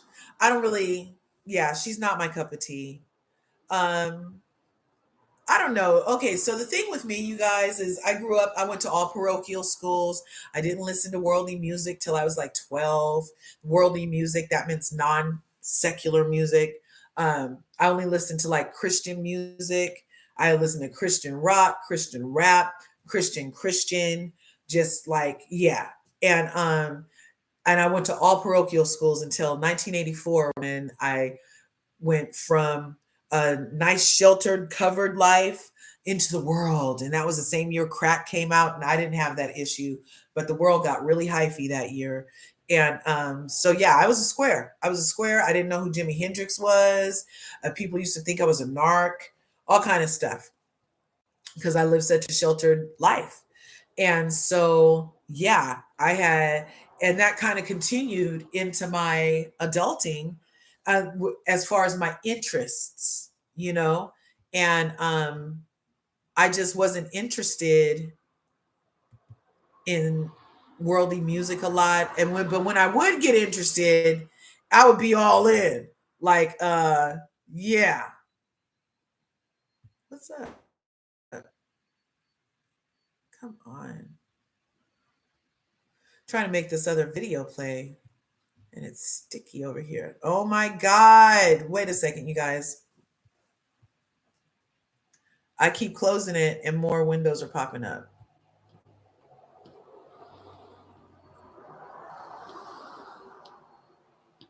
There we go.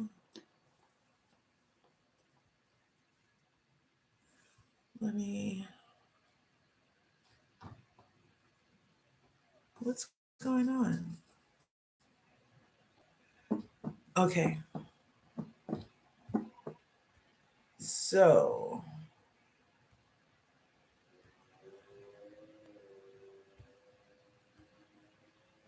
Everything's sticky.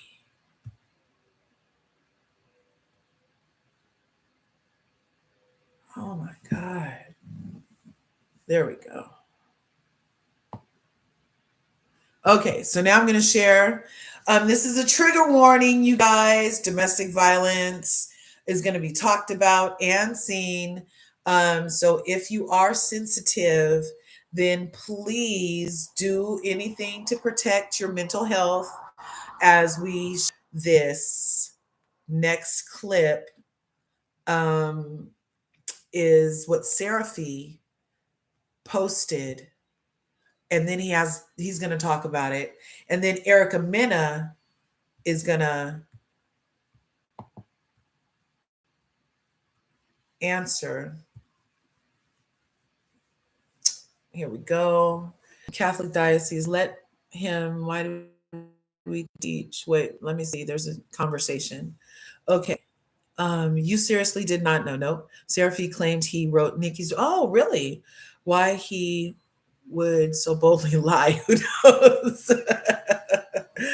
uh, let it. Why do we teach that we began in slavery? Hey, I part of me agrees with it. Like, I don't want that to be the legacy, but it is part of the origin story for the Black experience in America. As Black Americans, we don't even have a lot of access to our African history. So we do start our origin story with slavery in America. I do understand and respect the ideal that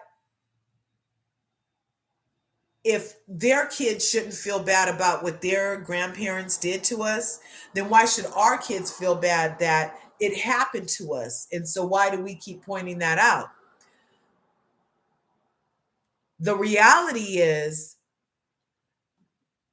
the atrocities that happened during slavery also show our strength and tenacity.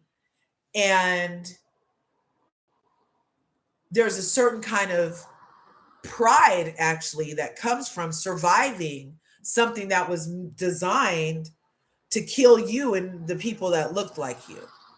So, as much as I'm like, I always preface any slave conversation with my own children that we're more than that, that we started as kings and queens, that we were brought here and things like that. But I also homeschool. So I have that opportunity, and it's really important to me individually to do that with my children.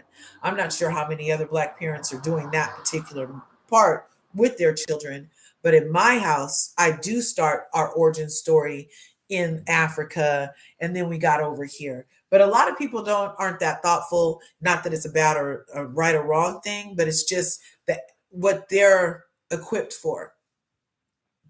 But without having been paid our reparations, they're going to need to keep that shit in the books. Without having addressed the issues that was caused by that, for real, they're going to need to keep that shit in the book, because it's going to let them off the hook too easy if they don't have to notice it. We know what happened, but they need to remember it also, because they did that shit and they still walk around here with those types of ideals like it still needs to happen. They take a lot of liberties with Black people's persons, and it's because they still have that energy. So we need to be prepared by recognizing what happened in the past. I don't know. I hope I made sense right there. But yeah. So what we're about to watch right now doesn't have sound until Sarafee comes up. But it's video of Mena at his house. Let's see. Let's make this bigger. Bring it down. And let's go start that. So this is Mena, and now Sarafee. In jail or worse, because I'm dealing with someone whose anger management is just non-existent. When you have children with somebody who, at the end of the day, it shouldn't even have happened, because I should have just noticed certain things when it came to parenting. You know, when you're with someone for 3 years and they have a child, and you probably saw the child 3 to 4 times because the child was put off to go live with somebody else. But when you aren't with somebody and it doesn't work out, two of you are just like in a weird space and everything is a fight, especially in front of the kids. Like, I'm not going to subject myself to that. My kids have never, ever seen me upset. My kids have never heard me yell. Hey, you're dead to me. Yeah, you are too. You did that. You're going to leave me more than I need you. No. Before I need you. Remember that. Nice, slow, Linda. Yeah, go ahead. You too, bitch. Go ahead. Go ahead. Because your other two kids are going to be miserable just like you. No, stop calling me. Go ahead. Jerk off. Go ahead. Go ahead. Go ahead. All because of you. All because of you. All because of you. I don't argue. That's just not in me. It's just done off of spite and being malicious intent on the other end. Me, I don't move like that. I don't live like that. You know, when people look at me, I don't look like I'm carrying stress. He doesn't. I don't look like I'm losing weight. I don't look like I'm just harboring so much hate inside me that it physically begins to show. I was filming Love and Hip Hop, Miami, and I had my kids here calling, oh, where the kids at? What do you do? Oh, you better not be filming with the kids. Oh. First of all, I've never filmed with the...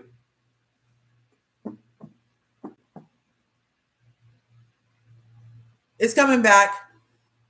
Bring so much hate inside me that it physically begins to show.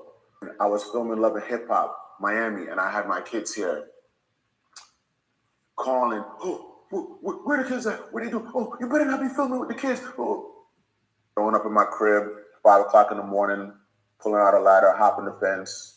Oh my God, what is that? Oh my God, what is that? She's crazy. This is crazy. This is breaking and entering. That must be some good. You don't hop over fences for nothing. There was something good in that house. Everything is just done off of spite and being malicious intent on the other end. Me, I don't move like that. I don't live like that. You know, when people look at me, I don't look like I'm carrying stress. He doesn't. I don't look like I'm losing weight. I don't look like I'm just harboring so much hate inside me that it physically begins to show. Oh, where the kids at? What do you do? Oh, you better not be filming with the kids. Oh. First of all, I've never filmed with the kids ever by myself for Love and Hip Hop. They're not a part of my storyline. That doesn't make sense to me. I'm not gonna be in the park pushing the kids, playing. Oh yeah, like of course they wanted to see me film with them, but you know, both parents have to sign off on that, and you know that wasn't happening. Pick stuff up in the house, has the kids running over glass, breaking stuff up outside. Shout out to Live Bites. He gets all the lives that I miss. Or she, I'm not sure.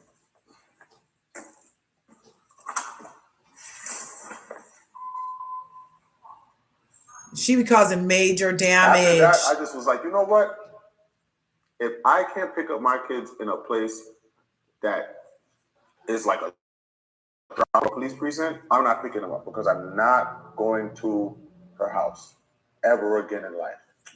Insane to me how people just, oh yeah, you're a deadbeat. Yo, I know about real deadbeats. And this situation is all about control. This woman text a naked picture of me to my mother and my sister because she wanted to let them know that, oh, you and your son, I'm pretty sure your son's not telling you what's really going on between us and all of this other nonsense.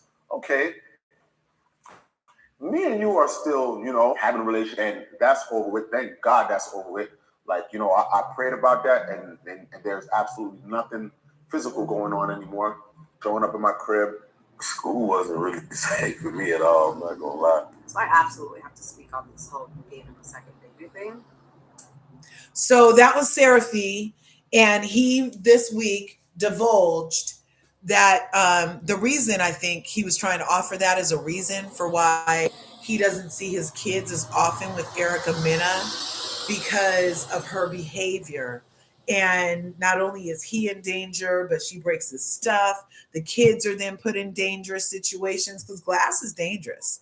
And so he was saying, because she's been running around talking about he's a deadbeat dad, a DB dad, DB, deadbeat, and DV is domestic violence. So he just said all of that as to why he doesn't come and pick up the kids. And I agree with you, Mademoiselle. I pinned your comment. The reason why we should be taught is because Black people built America, if not the world. That's enough for me. Exactly. We need to keep it in because it's part of the history. Just like if you ever ended up with like an addiction problem or you were an alcoholic or whatever, would you leave that part out of your origin story? Would you leave that part out of your biography? If you made it through something like that, no, you would leave it in because it is part of your history. It's part of who you are. You can't just pick and choose the pretty parts. You know what I mean? You got to have the ugly, the good, the bad. All of it makes you a person and all of it makes the experience, right?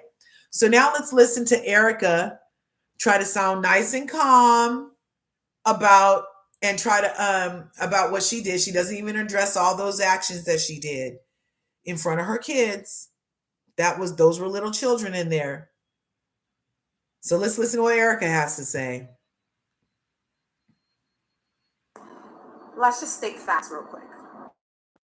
With King, my firstborn son, I had no idea I was pregnant until 5 months. I was getting my period, no symptoms at all. And yeah, 5 months pregnant. Had no idea. Years later, I get pregnant with Legend.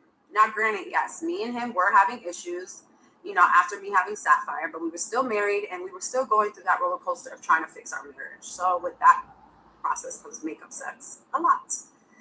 Anywho, I went for my yearly checkup with Dr. Jackie, and boy, can she vouch for this because I still to this day have this video. I went for my annual checkup, and I was flat, no stomach, no symptoms. I actually just finished my period, and I go for my checkup. Dr. Jackie, pulling you in for this one. Because this was actually a very memorable day, I'm sure, for both of us.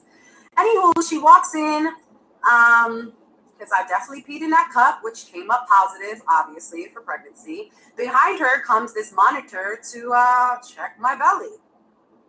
And I was thrown off, but anywho, she asks me if I wanted to know the good news and bad news. And of course, I wanted the good news. And she broke it to me. You're pregnant. And What was the bad news? Months pregnant.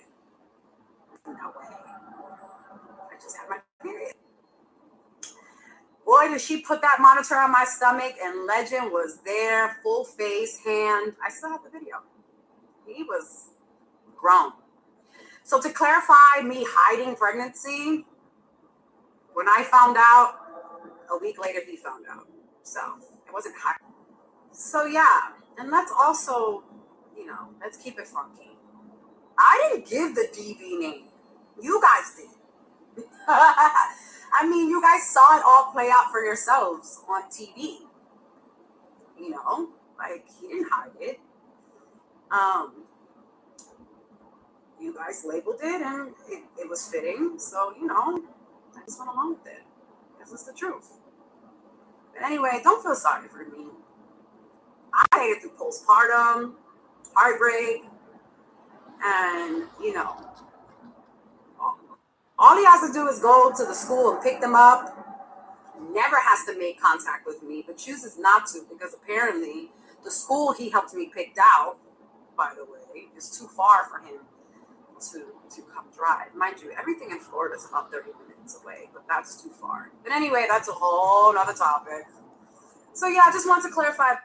So yeah, I didn't go all that time hiding that I was pregnant on purpose. I didn't even know I was pregnant.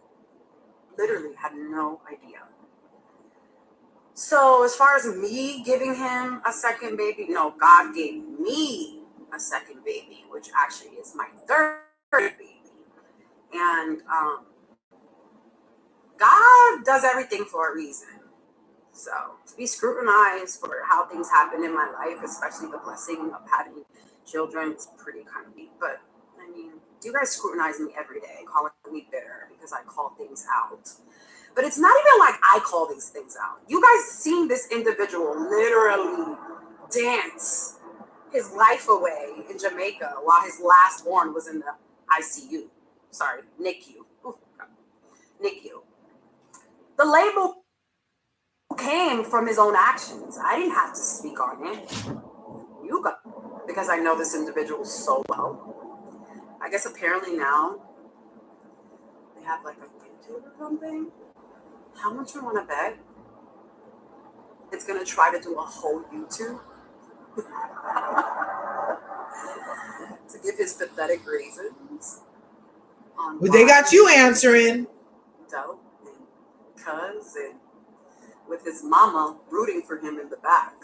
What's wrong with that? I have a feeling that's why these antics are kind of partaking right now as we speak. Partaking. Just saying. Okay. If this does happen, just be like, Erica was right. Quick clarification of those things. Wait. Oh my God, I can't. She's taking too long. His weekly parenting time days, of course. But, you know, whether it does or doesn't, the world is Ay, Dios while mío. he, you know, dances. You know, takes care of another man's children by lacing them with Rolexes.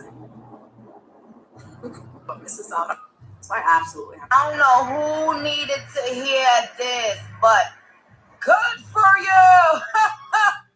So Nicki Minaj got in on it. So I told you guys how I had just discovered that Sarafee used to date Nicki Minaj. So Sarafee goes live and shows the domestic violence, says what he needs to say. Then Erica goes live and she's like, I gotta answer this and da da da da. Then Nicki Minaj went live and she says what she just said. Let's listen again because she's hilarious.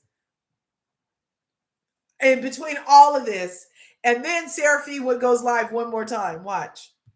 So I absolutely have. I don't know who needed to hear this, but good for you.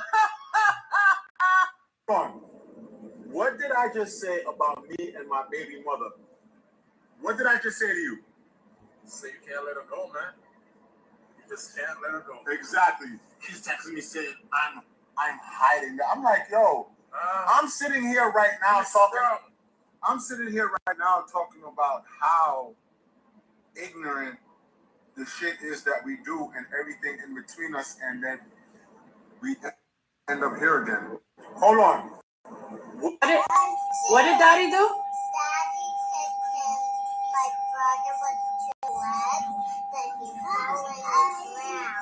When was this?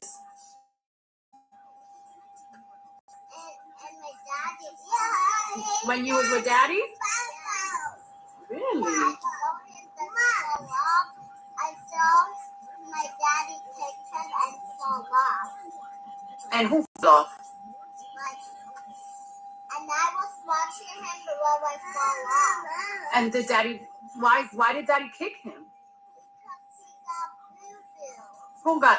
Leggy got a boo boo? I need to tell my mommy he got boo-boo like that. Wow. And this was in Daddy's house? Yes, that's not my daddy's. That's not my brother's father.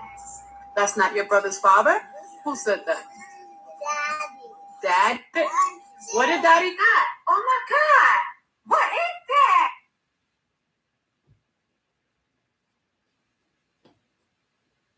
What is that? That's Erica. Oh my God, what is that? Oh my God! What is that? You guys, Oh my God, what is that? Oh my. that's a lot. That's a lot. Now I don't watch Love and Hip Hop. I just can't. Yeah, it's a lot of. I don't know why we want those images reinforced as like I don't know. I don't want to see that for entertainment. Yeah. But that was that trigger warning for Sarafee and Erica Mena. If anybody's in a domestic violence situation, then please get help. You're worthy. You don't deserve that. Get out while you can. Tell somebody or something. Don't let it go on and on for years, especially in front of kids. Don't have kids growing up thinking that shit is normal. That is not normal behavior. Go for a walk, remove yourself from the situation, but don't have like these tantrums in front of kids and stuff. It's not okay. Let children be children. They didn't ask for this. And I feel like good parenting is also protecting your children from your bullshit. You know what I mean? So that was that. And now we're going to do Shahs Sunset. Do you guys watch Bravo shows? I do. Have you ever seen Shahs Sunset? I did. But Mike was always weird to me on there. Mike was always weird. Now, he had another girlfriend that sued him for DV, and then he still got to be on the show. I told you, Bravo loves keeping a criminal employed. They love it. And so he still got to be on their show even after his last girlfriend sued him for domestic violence. He still got to be on the show. Let's look. Another trigger warning. This is a very graphic video. I'm team keep your hands to yourself. Don't forget. Again, with the copyright disclaimer, copyright under Section 107, copyright fair use. TMZ was the only one with this footage. So here's the copyright disclaimer under Section 107, copyright fair use, research, don't stay around for DV. Thank you, Bianca.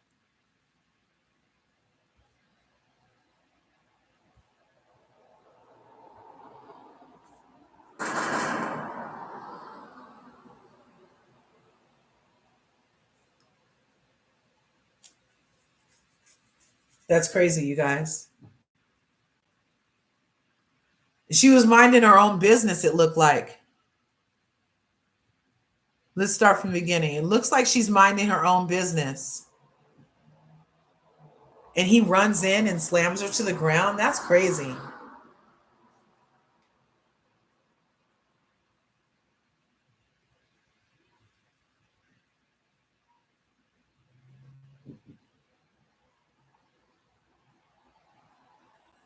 This is crazy. So this is all happening in 2022. She's trying to get her phone. He doesn't want her to have her phone. She's like, get away from me.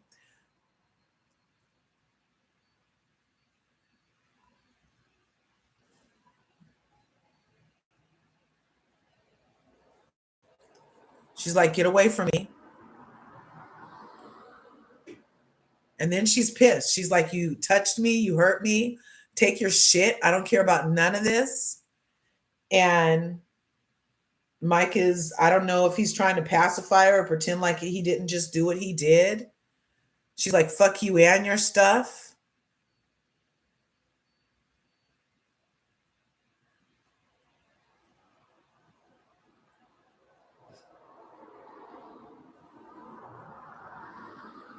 She's still throwing stuff at him.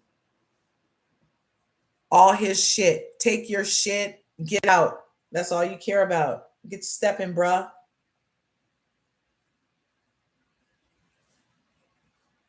Now she's running back over there.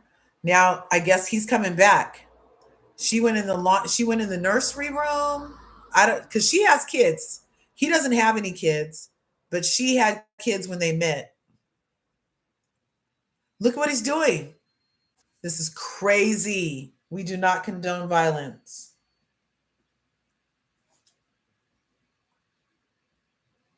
Pushes her down again. then closes the door on her. What the shit? What kind of shit is this? So now she's in her kid's room. She has her phone. She's like, and he's like, what? You still have your phone? Give me that shit. You're not calling anybody on me. Give me that phone. I'm going to abuse you without anybody knowing. No, you're not calling for help. Give me your neck. And then he's whispering something to her. He's probably telling her like they wouldn't believe her anyway or something.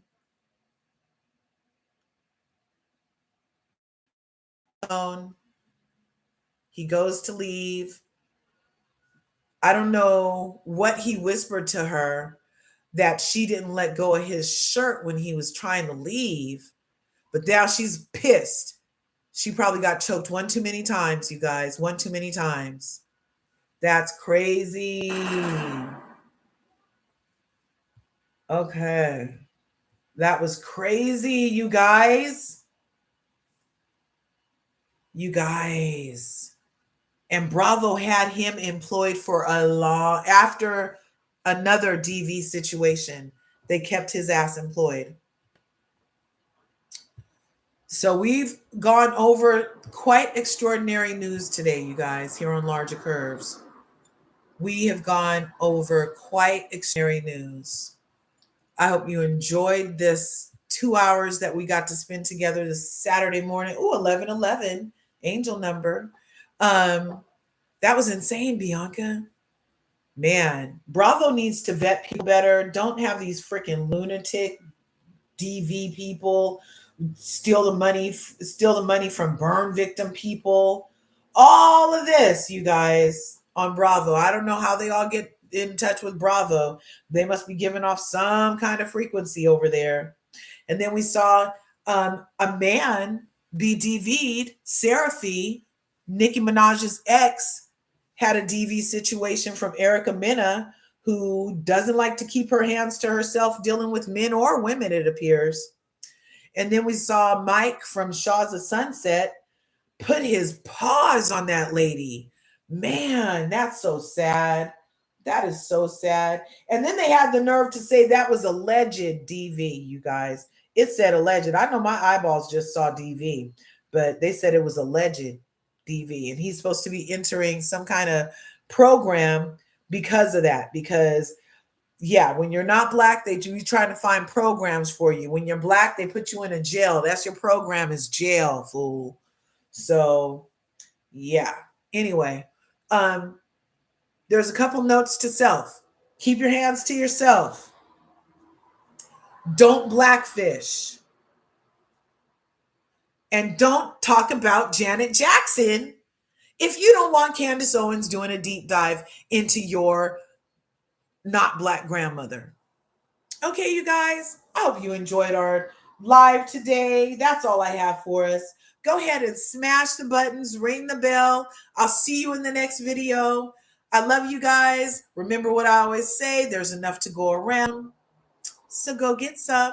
I hope you guys have an excellent Saturday. See you in the next video. Peace.